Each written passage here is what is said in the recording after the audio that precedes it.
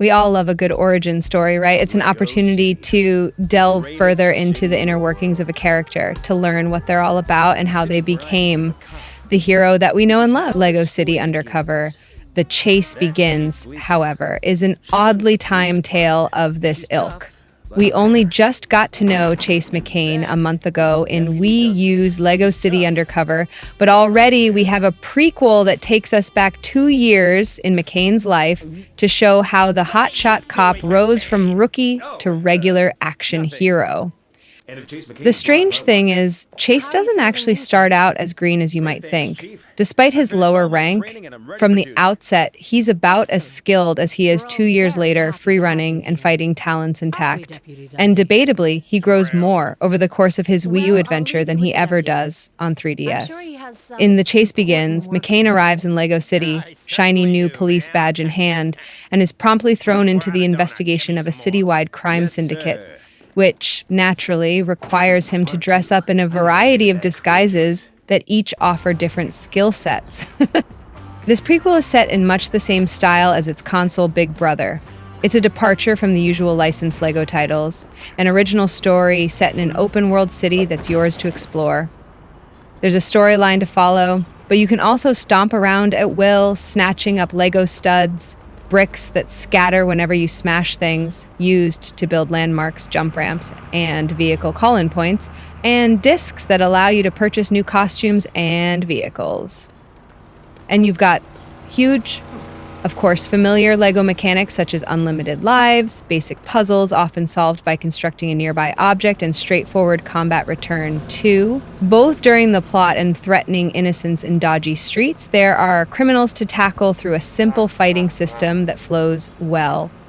You can go on the offensive by throwing and grappling enemies, or wait for them to strike before turning the tables with a devastating counterattack, many of which take inspiration from films or take kung fu to its most ridiculous extremes. Once you've worn them down enough, slap on some handcuffs to pack them off to prison. It wouldn't be a Lego game without some clothes swapping. All of the main costume types found in the Wii U game show up on 3DS, though they're presented in a completely different order, and some have new abilities, so the structure still feels fresh, even if you've already put a couple of dozen hours into the console version.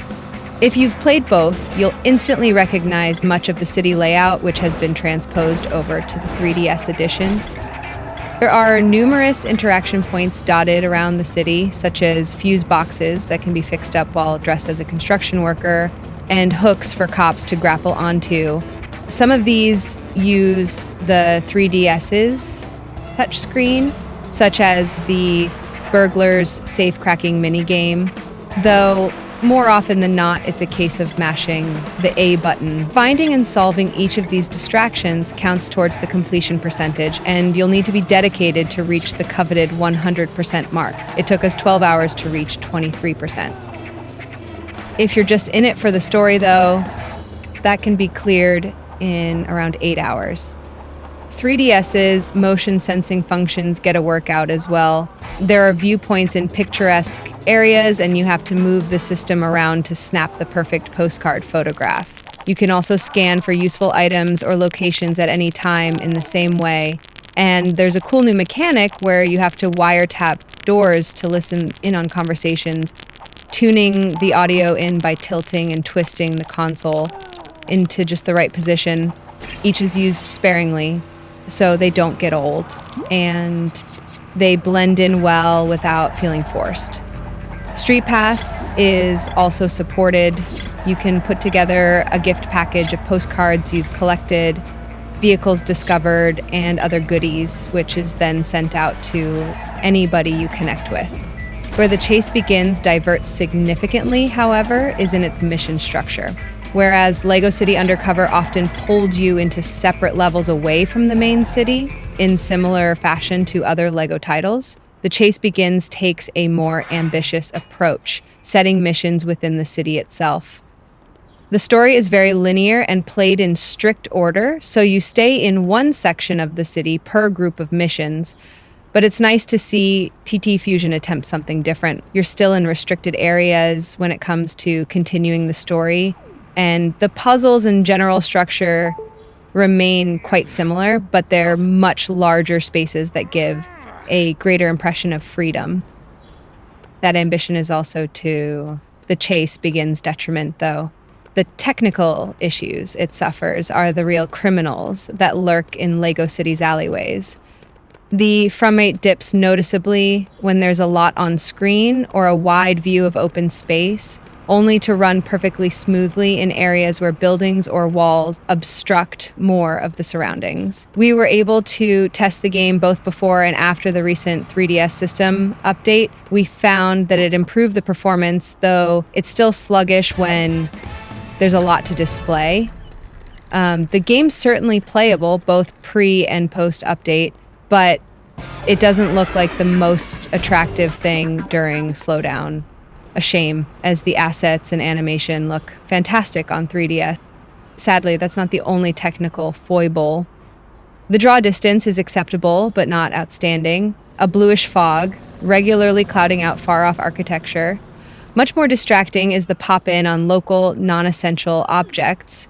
You can be walking down the street and suddenly a person will appear, ghost-like from thin air, when they're just a few centimeters away from you. The same happens with vehicles, which is slightly troublesome when driving at speed, as you can end up crashing into cars that you didn't even know were there. It's an insurance nightmare. Objects similarly drift out of view when they've moved far enough away. Thankfully, the exception is when it's an object that's critical to your goal. So, if you're taking part in a car chase for a story mission, your target never drops out of sight. Being a Lego game where it's nigh on impossible to fail a mission, and you have infinite lives at your disposal, and with a strict lock on essential objects staying on screen, it's more of an irritant than a game breaker. In a title with harsher difficulty, however, it'd be completely unacceptable. Worst, though, are the loading times, which are close to the Wii U versions in length and more frequent. It takes around 40 seconds to load a save, 40 seconds to enter or exit the police station either way, and this time the city is divided into sections. Moving into another borough takes 40 seconds too. Once you're in an area, there's no more loading until you shift elsewhere, which means there's little interruption once you're doing a batch of missions, but there are some really egregious chains of loading during the story.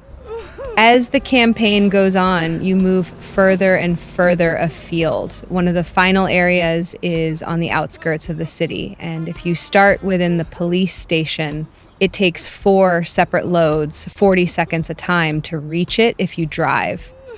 It's not conducive to portable play at all. You can build helipads to warp directly to the area you require, but you're still looking at a minimum of 140-second wait. At least there are tool tips which dispense some pretty useful snatches of information to read on the bottom screen. The knock-on effect of these issues is that while the city is reasonably big and packed with little things to do, such as the interaction points and unlockable street races, it dampens your enthusiasm to explore for hours as you could in the Wii U version.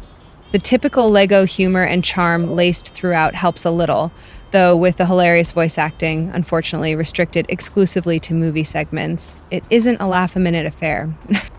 Lego City Undercover: The Chase Begins is an enjoyable game that features many of the hallmarks of a quality Lego title.